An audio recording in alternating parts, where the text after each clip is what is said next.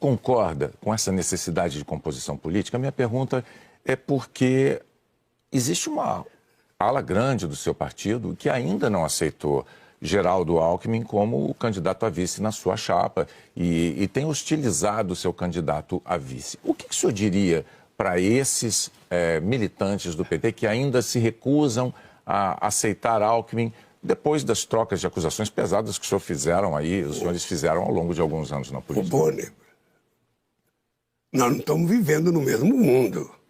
Eu estou até com ciúmes do Alckmin. Você tem que ver que sujeito esperto não tem vaia e habilidoso. Às vezes. Ele fez um discurso no dia 7 de maio, sabe, quando ele foi apresentado oficialmente ao PT, que eu fiquei com inveja, ele foi aplaudido de pé. Pergunta para a esposa dele, para a Dona Lu, que anda com a Janja, para ver como ela está gostando da coisa. O Alckmin já foi aceito pelo PT de corpo e alma. Sabe, o que eu não quero é que o PT peça para ele se filiar, porque a gente não quer brigar com o PSB. Mas o Alckmin é uma pessoa que vai me ajudar.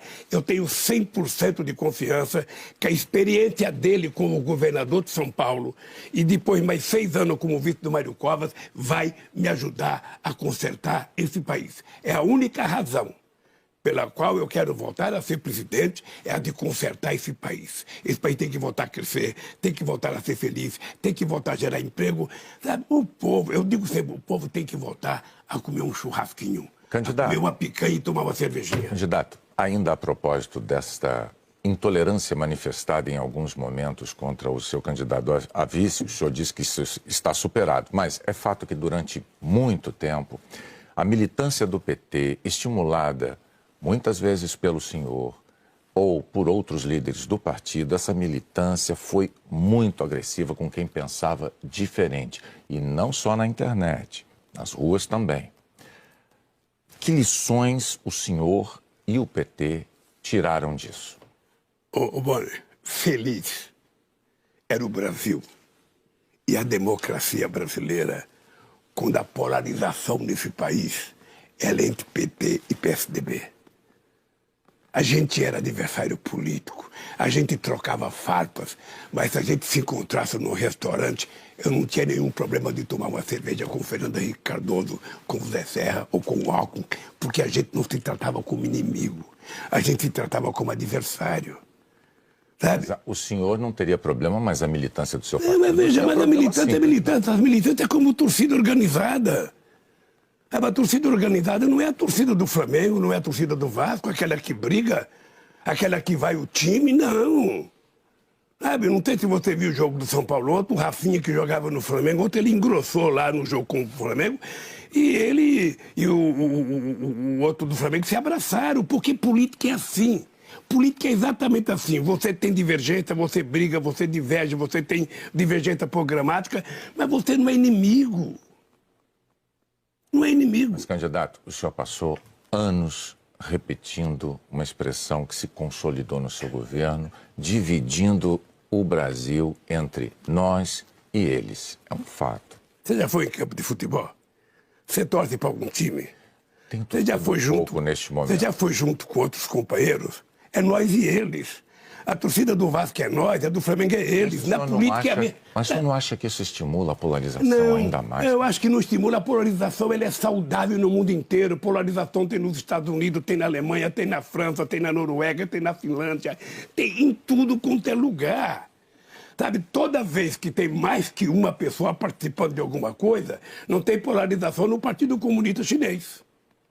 Não tinha polarização no Partido Comunista Cubano. Agora, quando você tem democracia, quando você tem mais que um disputando, a polarização é saudável. Ela é importante, ela é estimulante. Ela faz a militância ir para a rua, ela faz a militância carregar bandeira. O que é importante é que a gente não confunda a polarização com o estímulo ao ódio. Eu me dou muito bem com os PSDB, que foi meu principal adversário durante tanto tempo. E depois é o seguinte, Bonner, eu aprendi na minha vida a conversar. Eu aprendi a conversar. Se tem uma coisa que eu aprendi a fazer foi negociar, foi conversar com os contrários. Tem uma frase do Paulo Freire que é fantástica, que eu utilizei para mostrar aos militantes do PT a entrada de Alckmin no PT. De vez em quando, a gente precisa estar junto com os divergentes para vencer os antagônicos. E agora nós precisamos vencer o antagonismo do fascismo, da ultradireita. Então, candidato, continuando, vamos para o agronegócio. No seu governo, a política agrícola contribuiu muito para o crescimento do setor do agronegócio no Brasil. E foi também um período em que os preços internacionais das commodities, os grãos em geral, soja, milho, estavam bem altos. O seu ministro da Agricultura foi um grande produtor rural. Mas hoje, grande parte do setor agro não o apoia. O senhor atribui esse afastamento a desconfianças talvez geradas pelo relacionamento do seu partido com o MST? Não. Renata, tem o seguinte, veja, eu queria que você trouxesse aqui o mais reacionário representante do agronegócio e perguntasse para ele o que o Bolsonaro fez para ele que chegou perto daquilo que nós fizemos. Eu queria que você chamasse. Sabe por quê? Porque não tem nenhum governo que tratou do agronegócio como nós tratamos. Eu vou dizer para você, nós fizemos uma medida provisória 432, se não me falha a memória, de 2008, que fez uma negociação, sabe, com os produtores rurais de 85 bilhões de reais, senão eles tinham quebrado. Então, a que o senhor atribui que grande parte do setor agro não apoia? Eu vou dizer o que eles contribuem. Eu vou dizer o que eles contribuem. A questão da nossa política em defesa, sabe, da Amazônia, a nossa política em defesa do Pantanal, a nossa política em defesa da Mata Atlântica, ou seja, a nossa luta contra o desmatamento faz com que eles sejam contra nós. Sabe, é isso. Mas agronegócio e meio ambiente não, mas juntos, eles são contra, eles possivelmente... Outro dia eu fui numa reunião e eu perguntei para um fazendeiro, eu falei o seguinte, eu queria que você me dissesse qual foi a terra produtiva que o Sem Terra invadiu. Qual foi a terra produtiva que o Sem Terra invadiu? Porque o Sem Terra invadia terras improdutivas, quem fiscalizava a terra era o INCRA e quem pagava era o governo. Tinha hora que eu achava o seguinte, o Sem Terra acho que está fazendo favor para os fazendeiros porque está, sabe, invadindo a terra para o governo pagar. Agora, antes da gente abordar um pouquinho mais sobre o Sem Terra, é preciso fazer esse esclarecimento, porque como o senhor colocou, parece que o setor do agronegócio não tem a ver, é contrário, faz oposição ao meio ambiente sustentável, que não é verdade. Faz não, você não acabou de ver.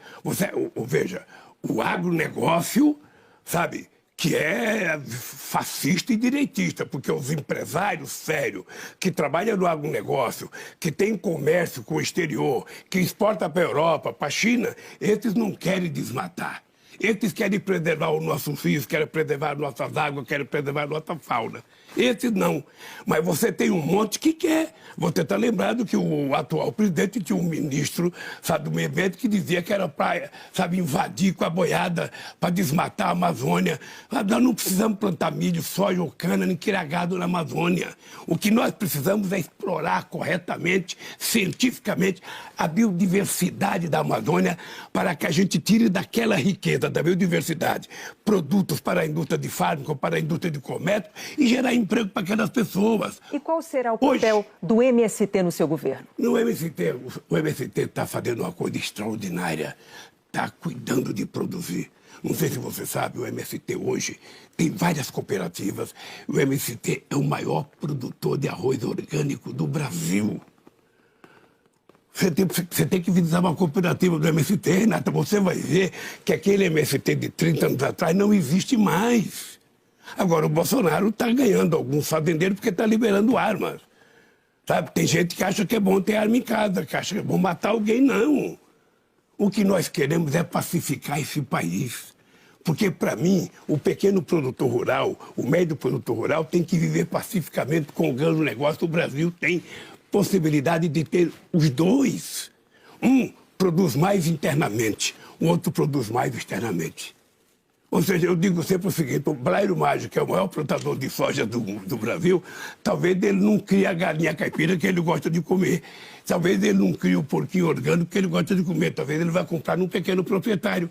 Então, é extremamente importante a convivência pacífica dessa gente. E nós já fizemos uma vez, Renata, e vamos fazer outra vez. Candidato, o nosso tempo está quase acabando, ainda dá para fazer mais uma perguntinha. É sobre política internacional. Os seus adversários políticos costumam acusá-lo de apoiar ditaduras latino-americanas de esquerda. O senhor diz que se deve respeitar a soberania interna dos países e o senhor evita criticá-los.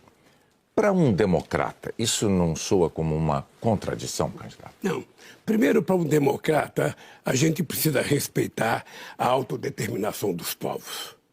Cada país cuida do seu nariz. É assim que eu quero para o Brasil, é assim que eu quero para os outros. Veja, você está lembrado que em 2003, eu tinha apenas um mês de governo, eu criei um grupo de amigos junto com os Estados Unidos, junto com a Espanha, para resolver as pendengas entre a Venezuela e a Colômbia.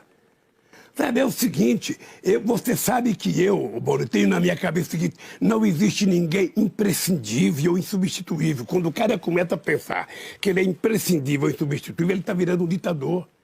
Você está lembrado que eu tinha 87% de bom e ótimo quando um deputado do PT resolveu propor uma emenda no Congresso Nacional por terceiro mandato e eu não quis.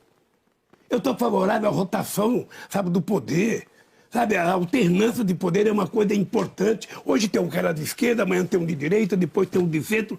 É assim que a sociedade caminha. Por isso que eu estou muito tranquilo, sabe, com a minha relação internacional. Aliás, eu vou te dizer uma coisa. Se eu ganhar as eleições, você vai ver a enxurrada de amigos que estão desaparecidos que vão visitar o Brasil, porque o Brasil vai ser amigo de todo mundo. O Brasil não tem contencioso internacional. Candidato Lula, nós não temos mais tempo para novas perguntas, então chegou aquele momento em que o senhor tem direito a 1 minuto para se dirigir aos eleitores, como quiser, para suas considerações finais. Nunca pensei que fosse tão rápido assim, 40 minutos. Olha, eu queria dizer ao povo brasileiro que nós já provamos que é possível cuidar do povo brasileiro. Eu não gosto de utilizar a palavra governar, eu gosto de utilizar a palavra cuidar. Ou seja, tentar colocar o pobre no orçamento do país, tentar fazer com que as pessoas possam chegar à universidade, e vocês sabem que eu tenho orgulho de ter passado para a história como o presidente que mais fez universidade, que mais fez escola técnica. Nós pegamos o Brasil com 3,5 milhões de estudantes universitários, deixamos com 8 milhões. Ou seja, esse país é um país do futuro que nós precisamos construir. Não existe nenhuma experiência de país que ficou rico sem investir na educação.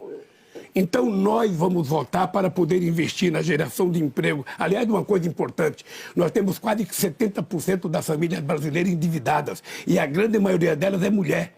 22% endividada porque não pode pagar a conta d'água, a conta de luz, a conta do gás. Nós vamos negociar essa dívida. Pode ficar certo que nós vamos negociar, sabe, com o setor privado e com o sistema financeiro, porque nós precisamos fazer com que o povo brasileiro volte a viver com dignidade. Candidato, seu tempo terminou. Mas eu, antes de encerrar, eu preciso fazer uma correção. Cometi um erro aqui. Eu me referi ao dinheiro devolvido à Petrobras como 6,2 bilhões de dólares. Não foram de dólares, foram de reais. Está feita a correção aqui. Muito obrigado mais uma vez por ter vindo. O candidato Luiz Inácio Lula da Silva está terminando aqui a nossa entrevista e o Jornal Nacional volta daqui a pouco.